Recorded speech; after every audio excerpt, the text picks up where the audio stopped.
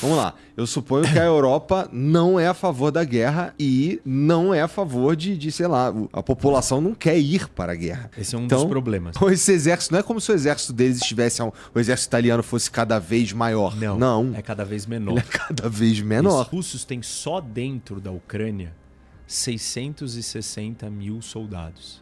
Só dentro da Ucrânia. Só dentro da Ucrânia. E aí, isso são estimativas, a gente não sabe esses números ao certo. A Ucrânia tem mais ou menos uns 800 mil soldados. Só que esses são soldados russos só que estão dentro. Putin assinou um decreto há pouco tempo dizendo que ele tem que subir o tamanho do exército para 1,5 milhão. Tem mais todas as forças armadas vai para 2.400. Polônia, França, Itália, Alemanha. É uma piada perto desses números da Rússia. Os europeus não estão mais nem pensando que é guerra. Os jovens querem ir pro exército. Não tem essa... Isso acabou. Então, é difícil de você construir essa força de 100 mil caras. Além dos 100 mil caras, você tem que ter os observadores internacionais, que são os caras que ficam lá nas guaritinhas, olhando, fiscalizando quem é que tá descumprindo o cessar-fogo. Esse cara geralmente é militar? Esses caras são da ONU, mas são fornecidos por outros países. Então, por exemplo, na fronteira de Israel com o Líbano, tem isso, que ficam monitorando se o cara tá cumprindo com o cessar-fogo ou não. Se torna muito difícil. O que pode acontecer? O Trump tá sinalizando o inverso. Ele tá sinalizando que ele não vai dar o suporte para a Ucrânia, ele tá sinalizando que ele vai largar a Europa, que ele está cansado de sustentar a defesa europeia. E aí os europeus não vão ter força para se contrapor aos russos. Primeiro, esse número físico de tropas. Aí depois tem a questão nuclear, que é mega importante. As pessoas não entendem. Só a França e o Reino Unido têm bomba atômica.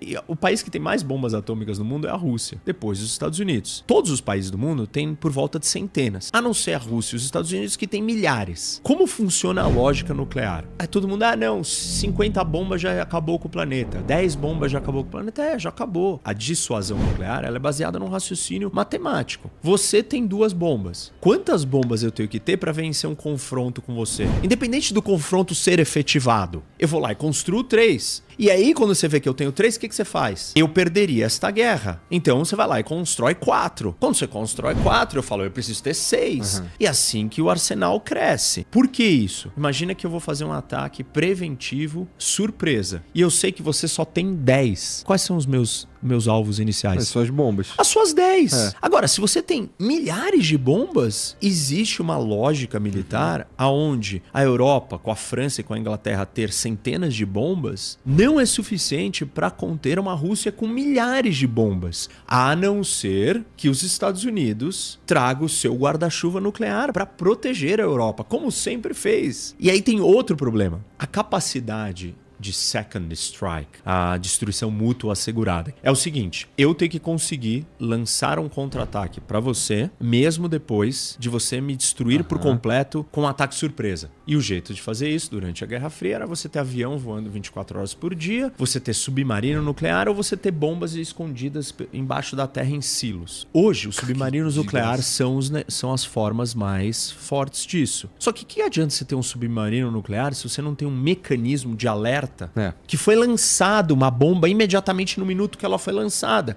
Porque se ela te atingir antes e te matar antes, você não consegue nem dar o comando para o outro retaliar. E o outro não funciona sozinho se ele não está entendendo o que está acontecendo no mundo. Os europeus, a França e a Inglaterra não têm essa estrutura neste nível, com todos os satélites, com todos os sistemas de alerta, com todos os computadores, com todos os radares, com todos os mísseis colocados em prontidão para dar conta do que a Rússia tem. Então não é uma questão, 50 bombas francesas acabariam com o mundo, então a Rússia não vai entrar em guerra. Não é isso. Não é isso que está em jogo. Se os Estados Unidos se retira da Europa, e essa é a sinalização que o Trump tem dado, a Europa não tem força, em última instância, para peitar um blefe do Putin de uso de arma nuclear, que ele já fez ao longo desses 3 anos várias vezes. E aí tu acha que ele tentaria mais expansões, cara? Tenho certeza.